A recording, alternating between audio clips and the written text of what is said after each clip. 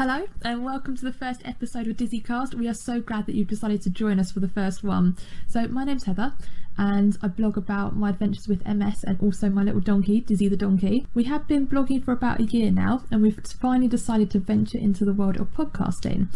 Our reason behind this was because we wanted to have the opportunity to chat with people, not just with MS, but also other chronic conditions as well. And we just thought that this would be the perfect way of doing it. So each episode, we're going to have a little interview with one person and just talk about their condition and how they manage it. And then we'll also have a discussion which will focus on a certain topic. So today we've got fatigue because that seems to affect so many people. So we'll be discussing how that affects us, but also any tips that we have for living with it. So we really hope you enjoy the episode. Hopefully you'll get something useful out of it as well. Today for the first part we're joined by Meg, who's going to be talking to us about her life with MS so far and also her recent adventures with cannabis and how that's been helping her symptoms. And then for the discussion with fatigue we're going to be joined by the lovely Jen and Robert. So we hope you enjoy it and see you in a minute. Bye!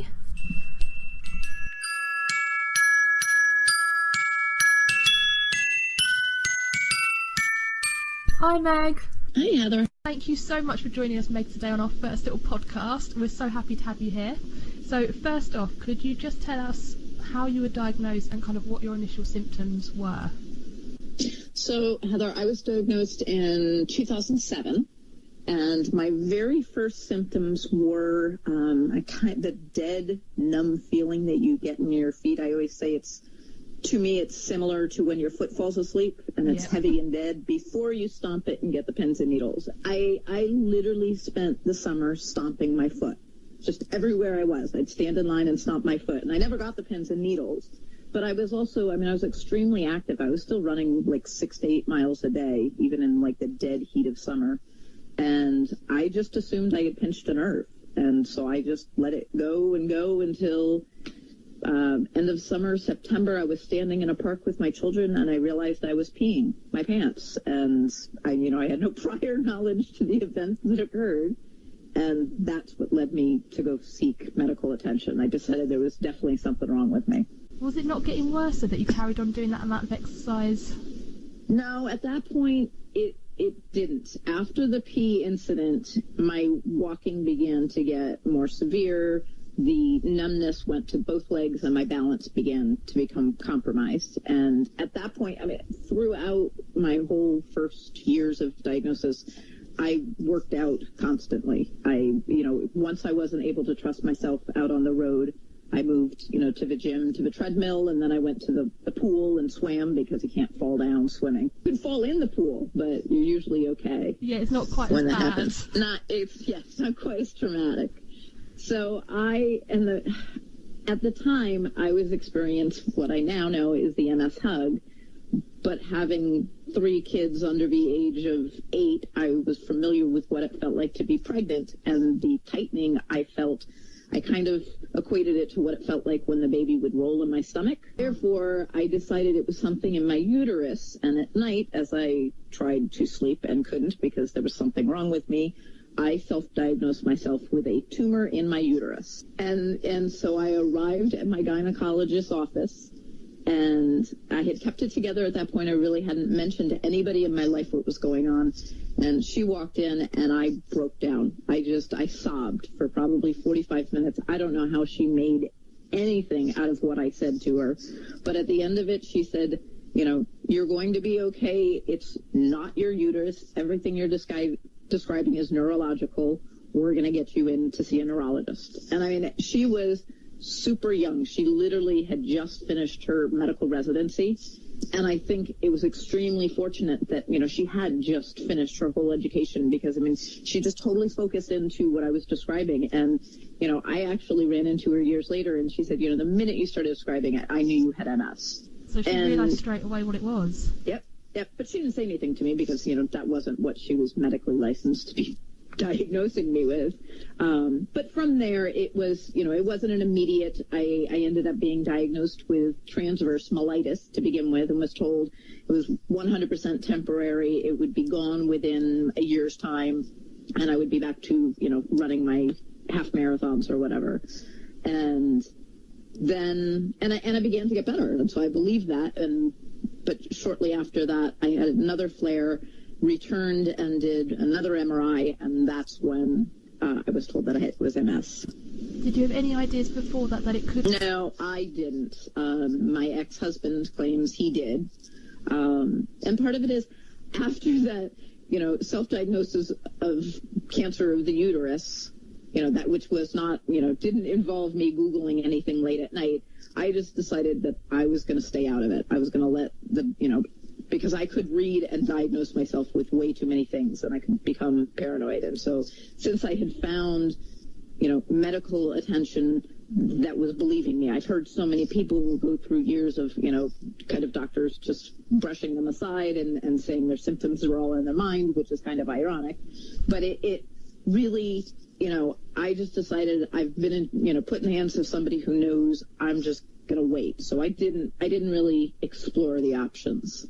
In some ways that is better though, because we all do that when we go on Google and you come up with the 100 awful things. I mean, and I think my aversion to that initially, just not wanting to, and then being diagnosed so quickly, and having a very informed doctor who really knew, what she was talking about. I stayed away from the internet pertaining this disease for probably the first 3 to 4 years, and which was fine because I was a mom with young kids and I was still, trying to be active and whatnot, but I never reached out and connected with anybody else with MS. And I realize now that probably was one of my bigger mistakes.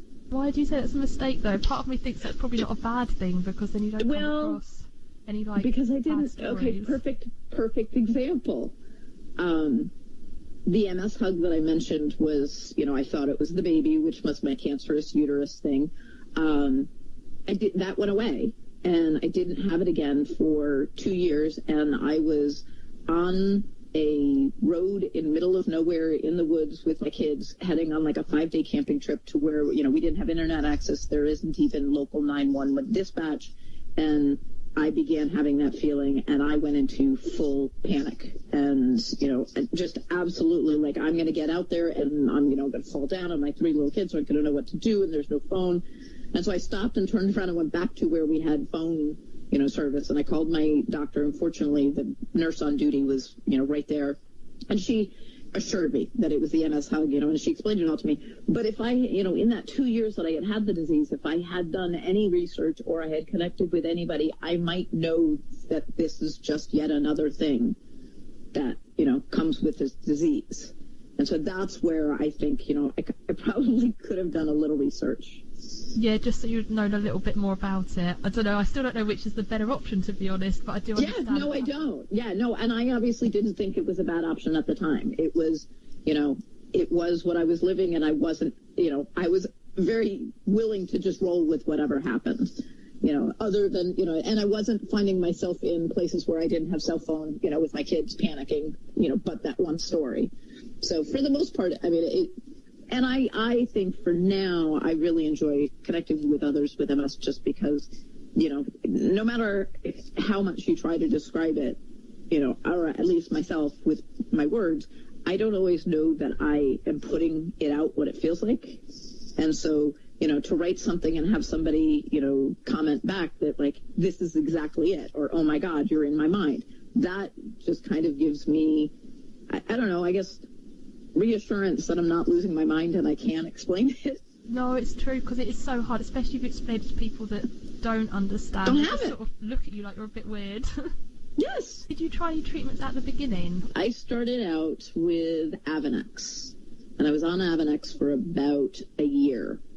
And they say you can get flu-like symptoms, and I was a perfect and severe example of that. I would give myself a shot on Sunday at 6, by Sunday at 9 p.m. So 6 p.m. I would give my shot. By 9 p.m. I would be on the bathroom floor vomiting, where I would remain for the night, and then I'd get up in the morning and get my kids to school. And the rest of the week I was absolutely fine, but I would just every single Sunday. And other MRIs during that year showed significant progression in the disease. So by the time I got to the end of the year, my doctor wanted me off of it. And that's when Tysabri had just returned to the market. They had pulled it because of the PML. And then it came back on the market, as safe. And so I went on Tysabri, and I was on Tysabri for 2 1/8 of an infusion. I had my first 2, and the second one I got hives, so they pre-medicated me with Benadryl and other anti-allergic medicines. And about 5 minutes into the infusion, I went into anaphylactic shock. So it ended up, I was tested. I developed this thing called antibody positivity, and it means your body will fight whatever the medication is, to its death. So that was now off the table, which really kind of sucked, because even in those 2 months that I had it, I was walking better and I was feeling better. And at that point, there weren't other options out there, really. So I was on nothing for a while, and then there was a clinical trial that involved rituximab, and it was a double blind, and the secondary blind was the Avonex that had proven that it couldn't work for me. So basically I couldn't be in the trial, and the FDA was only approved for the trial, but she went to my insurance company and got it approved that they would cover for me to do a round of it. So I did 1 round of rituximab right after the Tysabri failed. And I don't know whether or not that helped me at all, but I had a period of time where I was walking better and things were better. Now, whether that was just the disease deciding to chill out for a while, I don't know. I mean, that's one of the hard things about, MS and disease-modifying drugs. Like, you don't know really, if it stopped some flare-ups or stopped the progression, because you just don't know what the disease is going to do. And then they came out with the oral disease-modifying drugs. And so that's when, instead of going back to the insurance company and saying, hey, this seems to have worked, we want to do more, my doctor wanted to get me onto one of the new, either the Aubagio or the Tecfidera.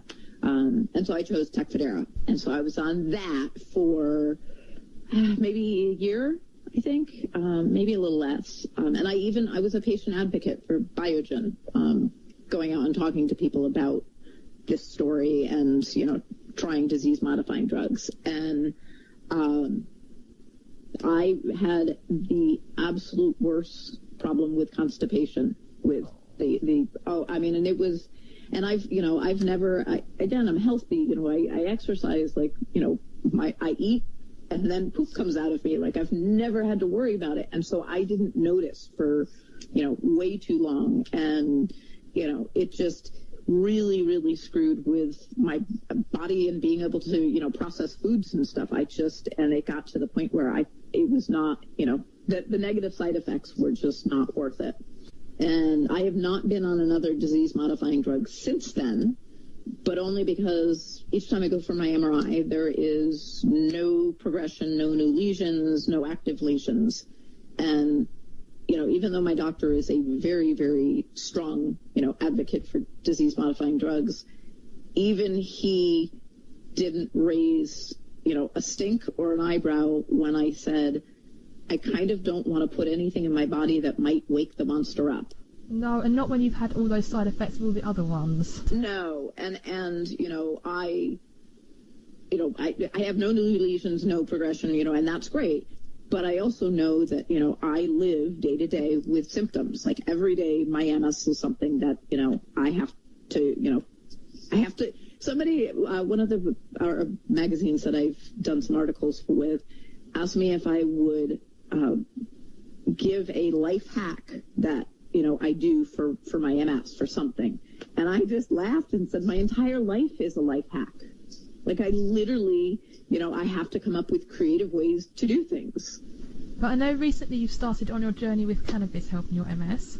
So I have. How long ago was it now? I kind of feel like in the blog world, everything seems like more recent than it actually is. I know. So December, so the very, very end of this year, one year since I walked into my first dispensary. So how did you first come across? In my doctor's office, they have a nurse practitioner, and when my pain had gotten really bad and they put me on methadone, she was somebody that I was meeting with kind of almost like on a monthly basis to kind of just pain assessment and whatnot, which I really appreciated that they, took my pain seriously and were trying to set up some sort of, pain plan for me.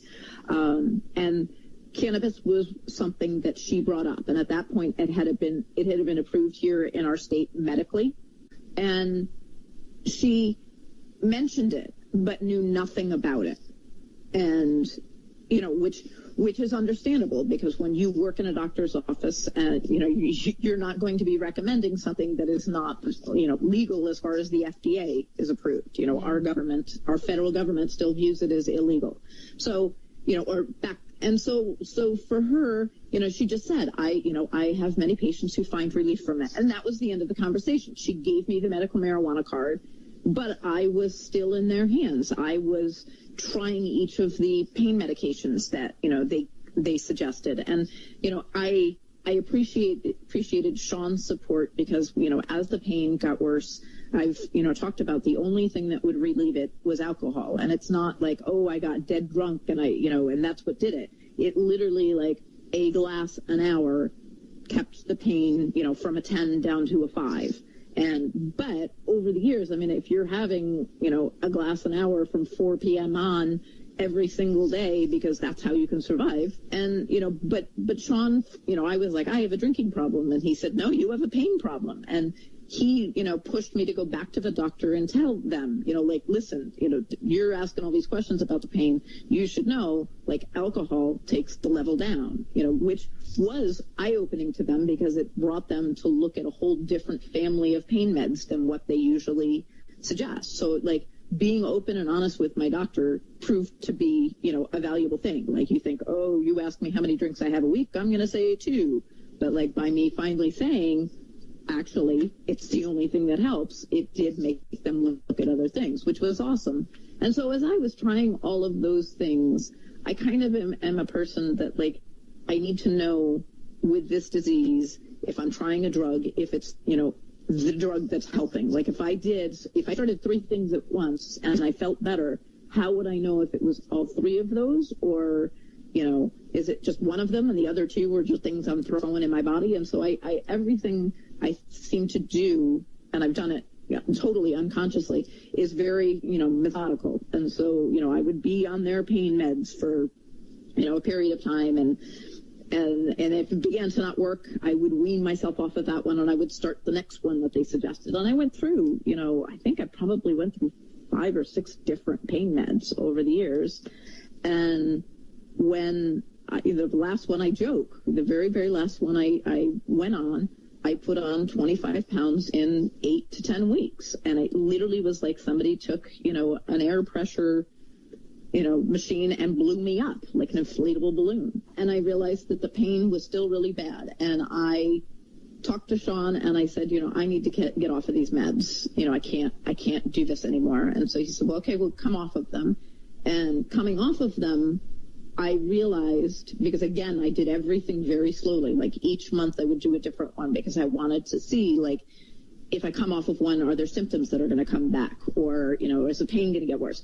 By the time I got, 3 months into getting off the 3 that I was on, there was no difference. They weren't doing anything for me.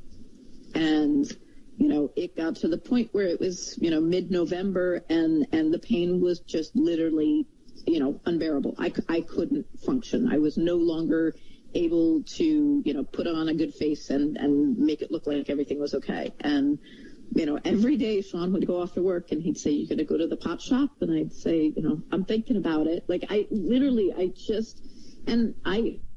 can't explain all of what was stopping me. And I do know, reading, I have a nighttime journal that I just, if I can't sleep and I'm thinking, and they're not necessarily things that always, get into blog posts or whatever, but I have read it, and I think one of the biggest things was I was absolutely petrified that it wouldn't work, because that was the end of the road. Like, I didn't know what else I could do, because I couldn't live with the pain.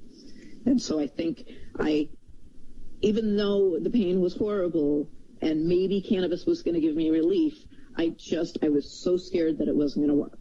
because everything else, like, the doctors are like, this will help, and, try this drug, and it doesn't. None of it doesn't work. And I'm sitting here thinking, I've been a good patient. I never forget to take my medicine. I follow the rules, and it doesn't do anything that you're promising me it does. So that was my biggest fear with cannabis, that I was going to have the unpleasant paranoid feelings that I had remembered, that, my kids were going to, disown me because I was a stoner mom, and that it wasn't going to help with the pain. But it hasn't been that at all. It's been really positive. No, it has been, my kids we are a family that jokes, and, I fall, there's a joke coming within seconds, once they are assured that I'm not dying, and that's just who we are. And so, the now that mom is a pothead is a total joke. There's always, mom's 420 blazing, mom, you gotta get your marijuana. Ma, you got your vape pen. And that's really funny, though. Oh, it's hysterical. It's absolutely hysterical. And, I have an Instagram account that is primarily where I'm, finding other people that are using cannabis and connecting with people. And all three of my kids are on Instagram. And all three of my kids requested to follow me. I didn't follow them. And now, they'll get mad if, like, I, mention them in a post. I'm like, you followed me. You told people you knew me. I didn't come out and seek you. But, it has been a really, really good experience with them. And, to have Sean and his, full support and everything. But outside of that, my fear of going into the, the dispensary, of approaching some, young millennial dude who thinks that, the whole world should just go around pot, that doesn't understand that what I'm looking for is for medical, like, legit purposes, is so not what I found. Because, here in states where you do have, like, just, young, smart people that are energetic to become a part of this industry, they're doing it the right way, and they're understanding that, there are fully two sides to the plant. There's the recreational and there's the medicinal. And so, they have outfitted themselves with people who can speak to, how it can help medically and what can help with medically. And so, it's been a great experience. And I don't really like to go out and about by myself very much. I don't know why, which kind of pisses me off, but these days I don't. But I do find myself going to pot shops just to, like, go in and see, what the feel is like, because each of them are different. And just, it's been a really great experience because I'm able to control the pain medication that I'm on. Before, if I was on methadone, if I was supposed to take 10 milligrams 3 times a day, I would never, and even when the pain got bad, I would never think of taking any more than that. And that's part of why I came off the methadone, is because my doctor wanted me to take more, and I just didn't want more of that in my body. But with cannabis, if I wake up in the morning and have a really, really bad day, I can have, a puff of my night strain, which is a heavier, and it does make me feel, slightly high, but it helps immensely with the pain. And so I can have a day that I'm not going to go anywhere because I can't drive my car because I have smoked my nighttime strain, but it's still helping with the pain. And, I have also found that if I'm having muscle spasms, there are other strains that will help with that. And, to have had one strain in the morning because I had a symptom doesn't mean that I can't have a different, you can mix it to try to, adjust to what your body is feeling. And, I actually really have loved that I've been able to do that, because I never know how my body's going to feel. No, that's amazing. Did it start helping straight away? Did you notice the difference? The very first products that I came home with were 100% CBD, which is the non-psychoactive, and definitely the route I would say anybody wanting to explore should start with, because you just don't know. And so for me, if I had based it just on that first visit, I would have been like, okay, great, didn't do anything for me. It may have helped with the pain a little bit, but, I would have given in. But at that point, I had begun to do enough research, and to be honest, I had interacted, so closely with the people at the store, because I had mentioned I have a blog, and they were like, God, we would love to, hear feedback whether or not this actually worked. So that kind of, pushing me made me go back, which is great, because then I began to learn that for my body, strains that have higher THC, but some CBD, those are the ones that are working for me for the pain. But it has not been an immediate process. And one of the things that's, completely irritating and makes it, even if you're in a state where it's legal, are the prices. And I, had been laid off my job, and I had set aside some money after I sold my house, knowing that I was going to do this. So I had a budget. I had my pot budget for the year. One of the things that's difficult is you can buy, a pre-made cartridge for the vape pen, which is how I've decided that it's easiest for me to ingest the cannabis. But it's, it's a half a gram or it's a gram, and it's $40, $45. I can tell you, for the ones that, the strains that don't help with the pain, I can tell you they don't help with the pain within, a day or two. I always do, I always say I give everything a full week. But, just because the MS symptoms are so up and down, I just never know. And I don't want to say anything definitively this doesn't work. But I have so many half-filled cartridges of strains that didn't work. Because, if it doesn't work, I'm not going to ingest it because I need to find the one that works. I literally have a basket full of half-full vials. And I'm like, I wonder if there's like a medical marijuana donation program. Yes. Well, and so one of the things, I have, because I've been, writing about this and whatnot, I actually have started to try to write a book about just this 1 year experience. But I mentioned a basket. I have like a pot stash that like could rival anybody's as far as the number of, different vape, and it's been worth it for me, because as I said, I did set aside some money and I knew I wanted to do this because I have had that luxury of, financially not being restricted, I definitely have made some impulse purchases that were really stupid. Like I bought a breath strip that has THC in it.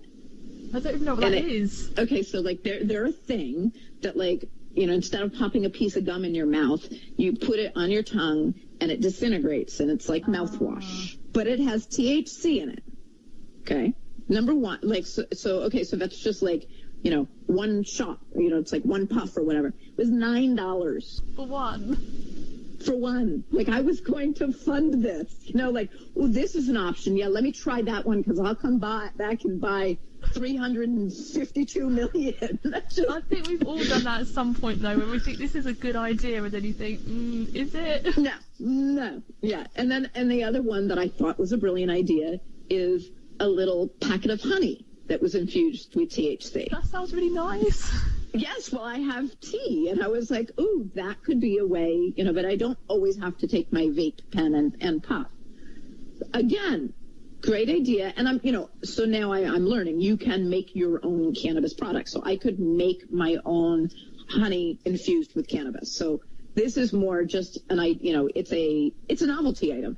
Again, the packet was like $6 for one serving. So like there have been, random impulse, but I have not, I haven't gotten into actually the flower and bong hits and grinders and dabbing. Like all of that was part of what made me so scared. And what I have really figured out is, that in itself is a community, and those people are doing that. And there are many people medically who do it that way. And that's great. But because for me, I need it to just be about grab the vape, be able to take a puff to medicate, because I right now need to still be doing things and getting out of the house and getting the kids to school and all of the other things. So, and it's taken me a while to realize that, like, I don't have to be scared of all of the other things that are in the store. Like what I'm there for is legitimate. I'm allowed to be there. And you can look at the other stuff as well. Exactly. And I don't have to buy breath strips and honey packets all the time. So, I have come home with a couple of those types of purchases. For me right now, I'm still in the process of looking for strains. Like I really enjoy trying them and seeing if they help, because some help in different ways, and just learning all of that has been, and being clear-minded while learning all of that. It's not like I've been stoned for the last year. It makes you be able to live life a bit more normally. It's so worth it anyway.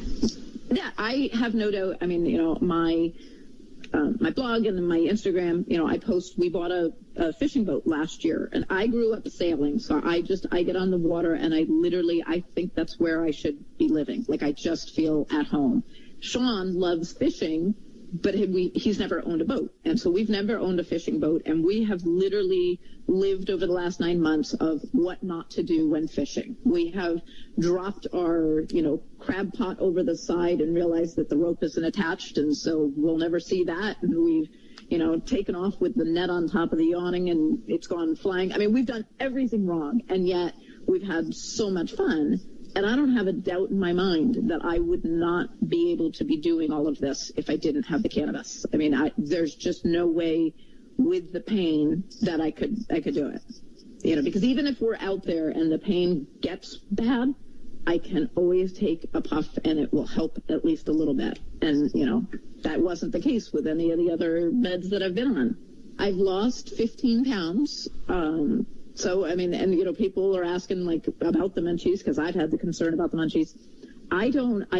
It doesn't affect me at all. Like, I don't eat different foods, because I ate very healthy to begin with, but I don't find myself, stuffing my face full of chips or anything. I think because it makes me feel better. I'm active. I'm not sitting on the couch. I mean, I'm able to get up and do more. And, I've returned to, exercising more regularly, because that was something that went with the pain. I mean, because the pain was just, I couldn't do anything. You can't, I mean, as I said, I didn't realize how bad the pain had gotten, or how much, it affected me mentally. I didn't realize how depressed I was, because I was continuing to write and, be a mom to my kids and, go bowling with Sean and do all of the things that make my life look normal.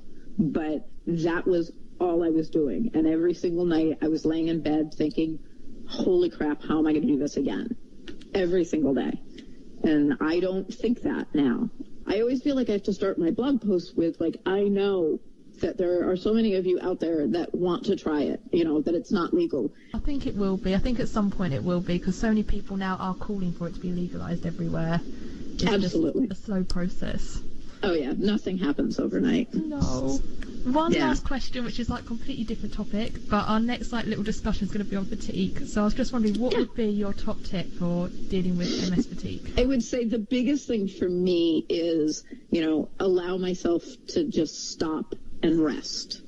And it's not always easy for everybody, but I tend to be one to just push on. If I'm tired, I'm tired. And what I've learned from my body is, a 20-minute close my eyes, turn off all sounds and everything really can help me, feel refreshed and, be able to put another hour or two into whatever I'm working on.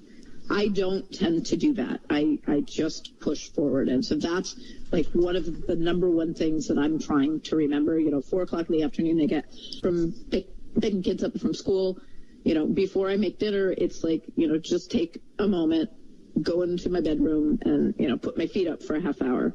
And it does help. But that's not, and I do know that I also have times where it's, people who are listening to this who have this extreme fatigue are going to be like, tell this woman to shut up. Because, I mean, there have been days where, like, literally just dragging your body off the couch, it seems like it's nearly impossible. Yeah. And, so I know I've had, bouts with that, but it has not been an overriding. And the fatigue I have now, as I said, it's there, but it's not, it's not overwhelming. You're able to manage it, which is the main thing. Yeah. And as I said, I think what I've learned about myself with this disease is I always say, it's all unknown. You never know. It's a crapshoot. Don't know what tomorrow is going to bring. And so because of that, I 100% stick to my just push through, just, ignore it and continue living life. And that's a great thing to do, but it also can be detrimental if instead of ignoring, I would stop and realize I've pushed it too far. I need to go lay down for an hour, and then it won't be quite as hard to push through. Like I don't stop myself and make myself realize that. Yeah, no, I completely agree with that. Nap time is like my favourite time of the day, but then I end up going to sleep for about 2 hours, so that's the only problem. Yeah, it's like, oh man. I mean, like, most of the day's gone now, but I feel a bit more awake.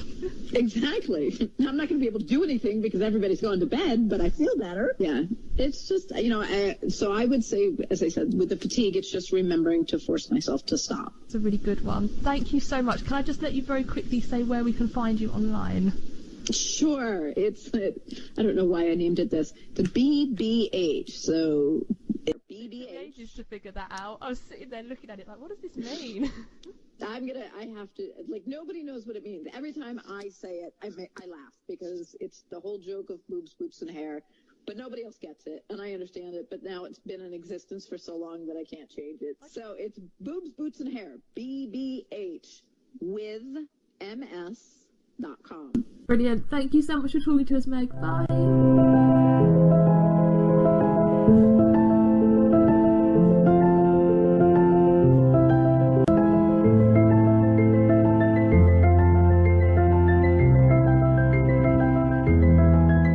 Once upon a time, there was a little donkey called Dizzy. Dizzy was a very happy little donkey who loved bouncing around the fields all day and eating ginger nut biscuits. She even had a few little donkey jobs which involved selling ginger nut biscuits to the other donkeys, teaching donkeys about the importance of ginger nut biscuits, and putting on little performances about the history of ginger nut biscuits. One day though, when Dizzy was running around with the other donkeys, she noticed her little hooves felt a bit tingly. Dizzy thought this was a bit odd, but she thought that it would soon wear off and carried on with her donkey antics. She was sure it would be gone within a few minutes, but a week later it was still there. "Drink lots of water," said one donkey. "You're not drinking enough water in the warmer weather." "Oh no," said another donkey, "that's not it. It's because you've been bouncing around on the paths. It's not good for your little hooves. You need to make sure you just hop around on the grass." "Maybe it's the standing when you're selling all those ginger nut biscuits," said the third donkey. "You need to be standing less." So Dizzy decided that she would sit down with the ginger nut biscuits. Dizzy didn't mind, as she preferred sitting down to fully enjoy selling the ginger nut biscuits. She would drink lots of water and only bounce around on the grass. At least when Donkey Rosie was watching anyway. Dizzy was sure that in no time she'd be back to being a tingly hoof-free donkey.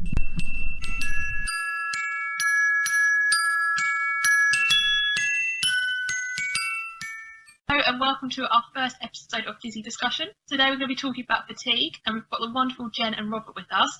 So I don't know if you'd just like to briefly say hi and a little bit about yourselves. Hi, I'm Jen. I was diagnosed with MS when I was 15 years old. I'm now 39 and have secondary progressive multiple sclerosis, and I am married and have 2 kids. Hello, my name is Robert, and I was diagnosed when I was 23, and I'm now 48, so I've had MS for 25 years.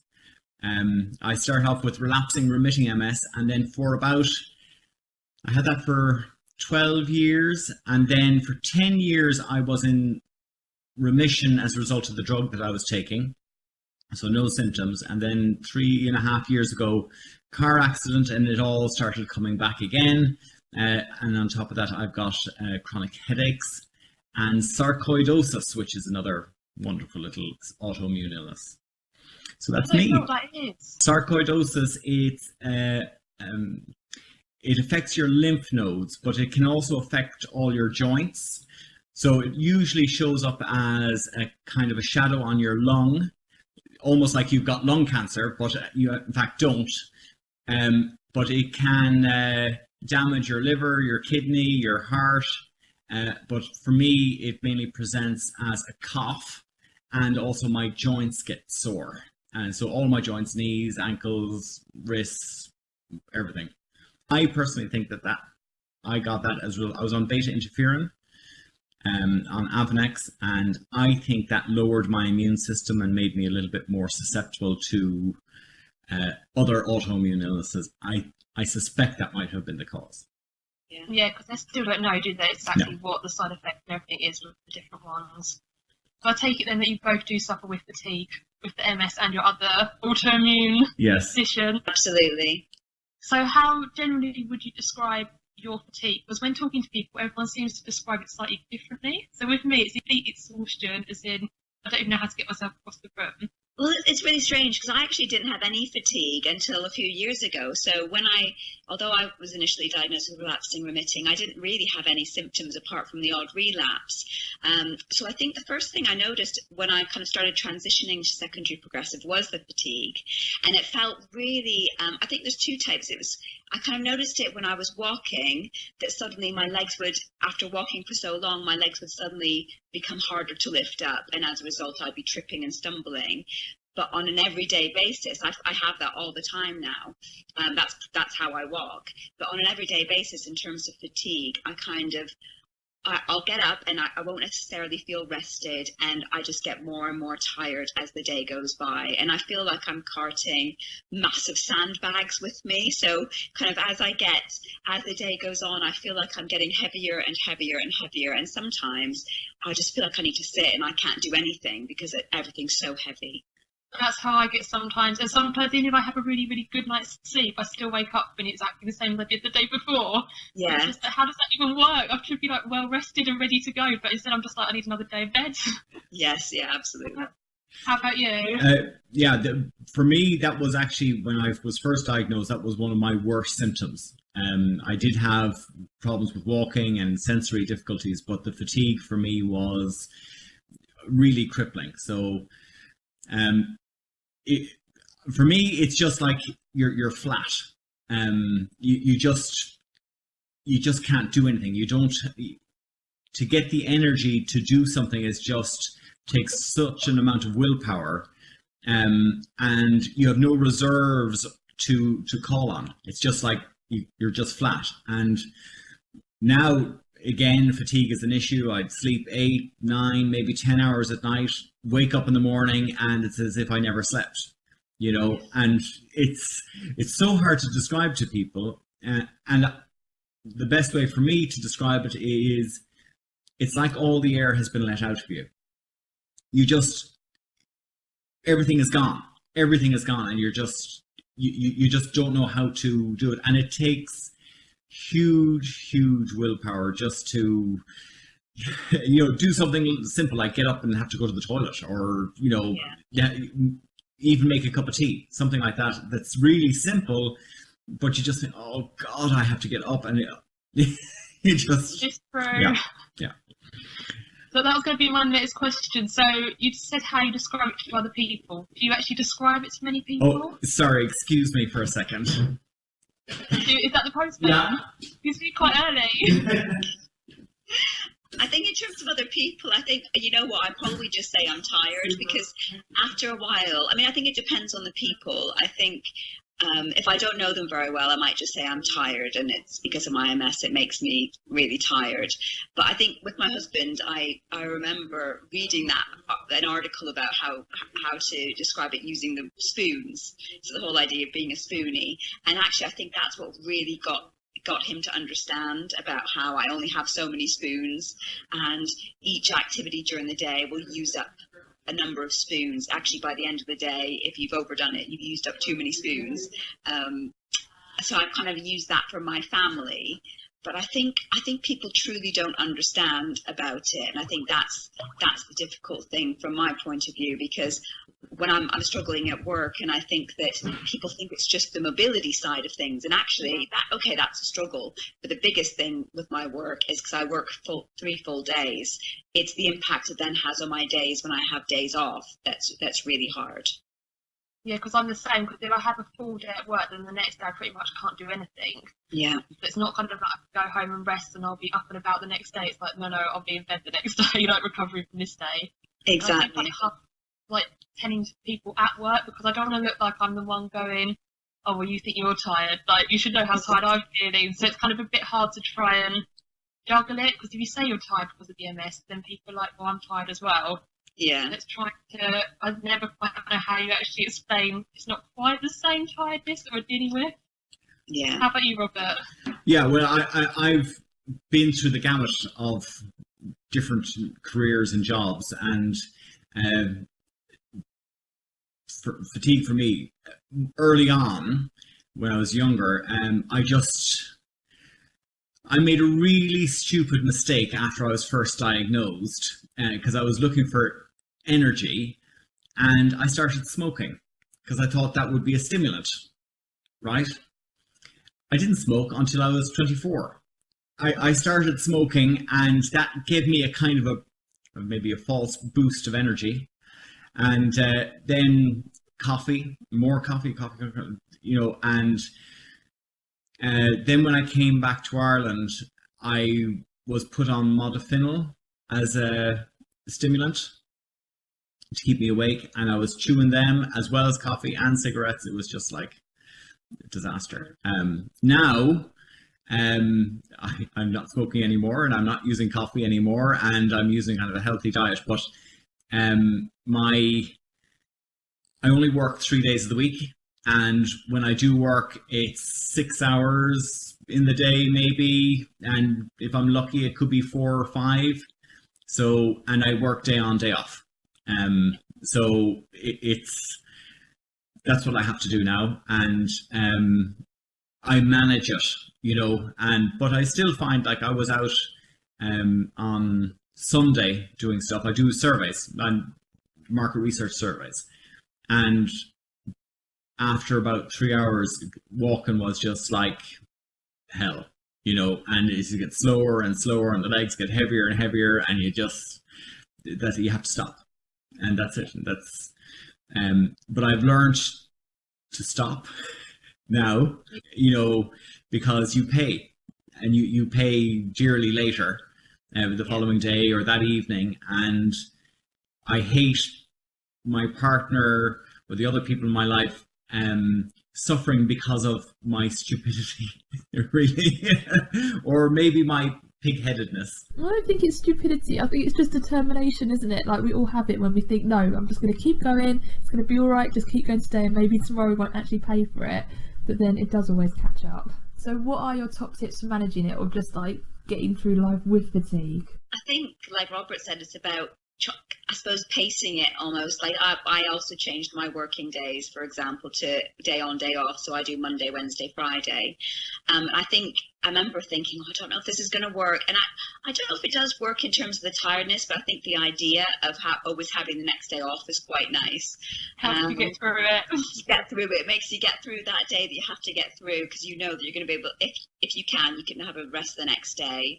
And I think it's just giving into it. I think although it's very tempting to plow through, I think you have to give into the rest and make sure you do rest. I kind of try and make it a bit of a priority that obviously my kids are at school, so I always try and have a little nap before they come back if possible. So I sleep. I have to be careful not to sleep too much though, because sometimes if I kind of don't set my alarm, I honestly will sleep for like 2 or 3 hours like I did the other week, and then I'm kind of up the night. So I think it's actually quite hard to get a balance sometimes, but I do try and listen to my body, really. Yeah, I think that's the main thing. But I do the same. I lie down for like a 10-minute nap, and then it's like 2 or 3 hours later. Yeah. And then I won't sleep at night because I'll feel a bit more awake. And then you think, oh, this is great, so I can do everything now. Robert, what's your top? Yeah, it's just, you just have to learn how to listen to your body and know to say, okay, I've done enough. And I think, you know, listening to everybody and listening to other people who have MS, we hate giving in. We hate letting our bodies control our lives, and that's so difficult to learn to listen. And when your body says stop, you have to stop. And I know I still struggle with that all the time. Like, you know, I went out for a walk there last week, and you know, it was not a long walk, but it was a walk, and I halfway through, and I said to my partner, I said, that's it, you'll have to get the car. I can't go any further. I have to stop, because if I keep going, it's just the consequences are just going to be too much, you know. And little tips, little tricks. I discovered something recently. It's called Bulletproof coffee. It's a big thing in the States. But I've started using that more often, and that gives me that little extra boost of energy. It seems to work. Has it got extra caffeine in it or something? No. You know, it is, you make your regular coffee, you put some unsweetened grass-fed butter, like Irish Dairy Gold butter is perfect for that, and some virgin coconut oil, right? And you put that into your coffee, about a teaspoon and a half of each, and you put it in the blender, whiz it all up, and you drink that. No sugar, no milk allowed in it, right? And it gives you that extra little bit of energy. And it's the theory is that it feeds your mitochondria so that your mitochondria have more fuel to give you a little bit more energy. For me, it seems to work, because the days that I don't do it, well, I wish I did, and the days that I do it, I seem to have that little extra bit of energy. So for me, it seems to work. And, it's simple. I do it in the morning, and that's my one coffee of the day. That's my one sin. So it's not too bad. That's not too bad. It's mostly natural stuff, because I thought, like Jen, you're going to say extra caffeine or something in there. No. I admit that I actually have got my coffee here. I kind of need it. I'm really bad. That's probably my one thing that I need to kind of try and knock on the head, because otherwise I'm really healthy. I think that eating healthily does help in terms of fatigue as well. When I kind of realized I was going to secondary progressive, I changed my diet. Actually, I kind of started having much more veggies, and actually I gave up dairy and things like that, and I noticed a massive impact on my fatigue, I would say, from that. But yeah, coffee's the one thing that I haven't been able to give up yet. I definitely rely on that on a day-to-day, especially at work. I rely on the coffee. Yeah, I'm the same. I think healthy eating definitely does make a difference. Because we did, starting last January just gone, we moved to 6 days vegetarian, and it's probably even more nearly vegan. And on the 7th day, we can, have a sausage or a bit of chicken or fish or whatever. So, because I don't think I could quite survive being 100% vegetarian, but it makes a difference. It makes a big difference. Do either of you do any exercise to help? I would say, I do a bit of yoga. I don't know if that helps my fatigue as such, though, but I think it helps in other ways. So I still prioritize doing it when I can.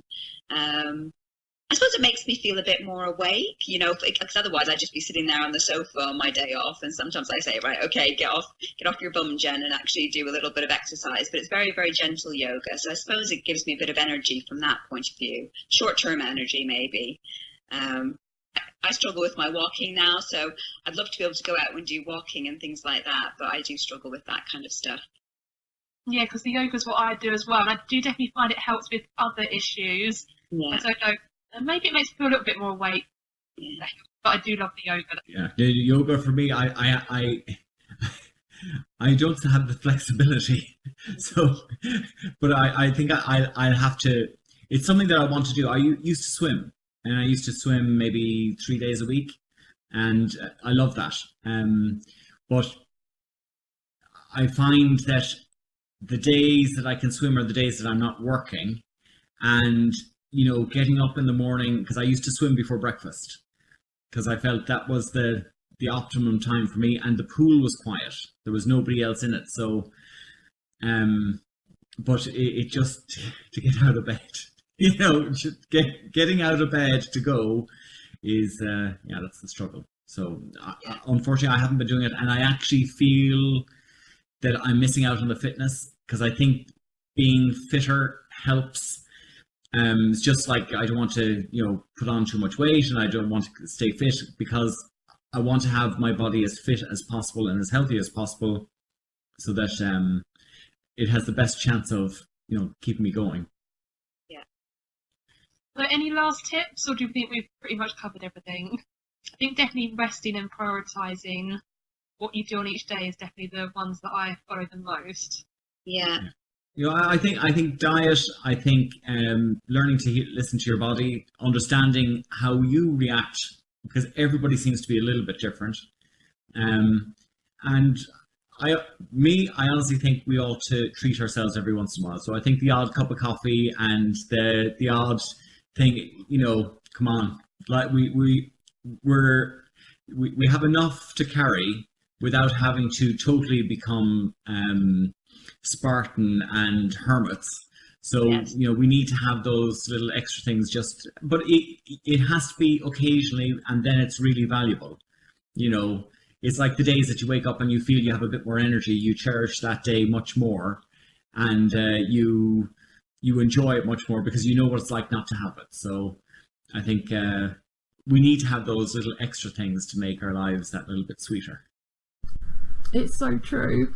And I think I've learned not to feel guilty when I do just need to spend a day in bed, because I used to always feel like I should be up and doing stuff, but now I'm like, no, it's actually okay just to do that. I think other people mind us doing it. I think it's more us feeling guilty about it. My family don't care if I'm exhausted and have to lie down, or in fact my children love it if I say, okay, we're having a quiet day today to watch some movies. They're like, yes, that's brilliant. Oh.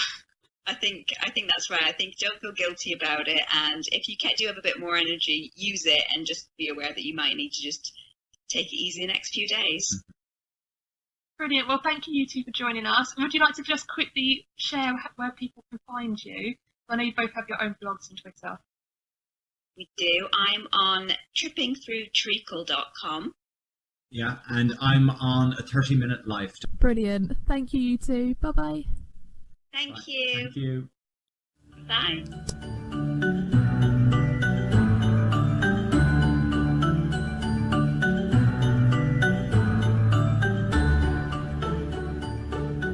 And that's the end of our first episode. Thank you so much for joining us. We would normally have one other little section, which is going to be Dizzy Post, where Dizzy helps read out all the different posts that we have, if we get any, that is. But this week I've been telling you that of course there isn't going to be any, because it's our very first episode. So if you'd like to get in touch, it could be anything from like questions, comments, maybe you've got your own ideas on how to beat fatigue, then we'd love to hear from you. So you can email us at dizzythedonkey@gmail.com.